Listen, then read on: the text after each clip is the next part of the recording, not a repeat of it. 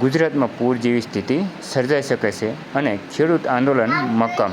તો આના વિશેની સંપૂર્ણ માહિતી આપણે આ વિડીયોના માધ્યમથી આપીશું. તો વિડીયોને અંત સુધી જોતા રહેજો અને દર્શક મિત્રો, જો આપણી ચેનલ માહિતી ગુજરાતીને સબસ્ક્રાઈબ અવશ્ય કરજો.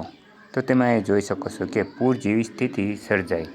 અંબાલાલ પટેલે જણાવ્યા અનુસાર દક્ષિણ સૌરાષ્ટ્ર અને દક્ષિણ ગુજરાતમાં વરસાદની આગાહી કરવામાં આવી છે. 2 જુલાઈથી બંગાળા ઉપરવાસમાં સિસ્ટમ બનશે અને બંગાળા ઉપરવાસની સિસ્ટમની અસરથી 5 જુલાઈ સુધીમાં ગુજરાત પર થશે અને 5 જુલાઈ બાદ રાજ્યમાં ભારે વરસાદની આગાહી કરવામાં આવી છે.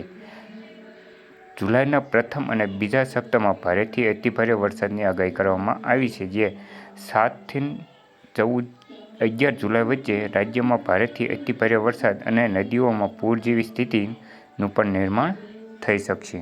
મોરબીના જેતપર ગામે ખાનગી વીજ કંપનીઓ સામે ચાલી રહેલું ખેડૂતનું આંદોલન હવે વધુ મક્કમ બન્યું છે.